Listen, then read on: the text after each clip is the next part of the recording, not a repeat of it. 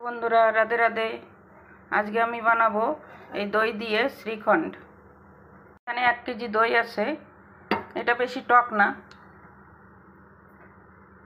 এই দইটা আমি এই বাটিটার উপরে একটা কাপড় দিয়ে সেঁকে নেব। দইটা আমি এই কাপড়ের উপরে ঢেলে দেবো, আর এই জলটা পুরো বেরিয়ে যাবে। এটা 4-5 ঘন্টা আমি রেখে দেবো, ফ্রিজে রেখে দেবো, তাহলে টক হবে না।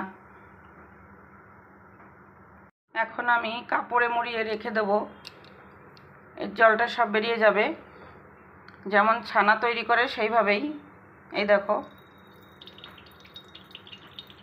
বন্ধুরা, 5-6 ঘন্টা পরে আমি ফ্রিজের থেকে দইটা বের করে নিয়েছি। দইয়ের থেকে সব জল ছেঁকে এই বাটিতে পড়ে গেছে। এই জলটা আমি ফেলবো না, পরে কারি তৈরি করে নেব।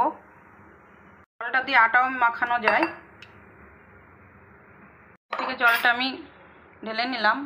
এখন এই বাটিতেই আমি দইটা এই ছাঁকনির সাহায্যে ছেঁকে নেব এইভাবে। এই দেখো,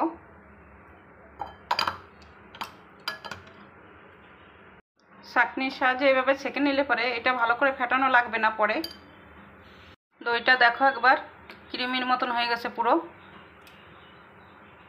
এদিকে আমি ফ্রাই প্যানের উপরে একটু জল দিয়ে দেবো।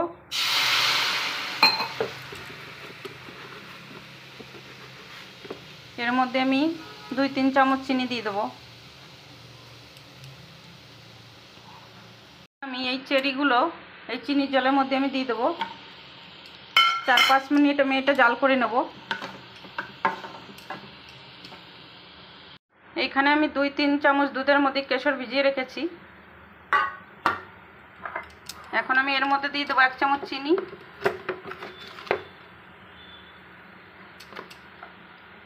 আর দেব ক্রিম।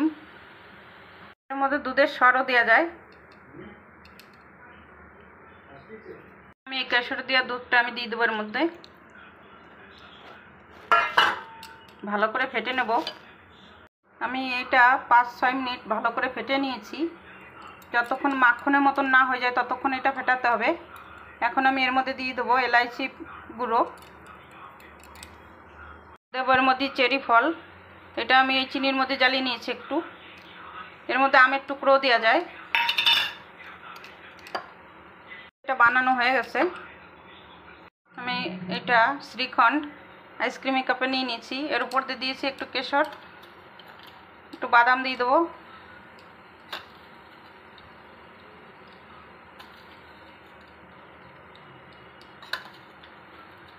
এটা এখানে মন্দিরে প্রসাদ হিসাবে পাওয়া যায় শ্রীখণ্ড।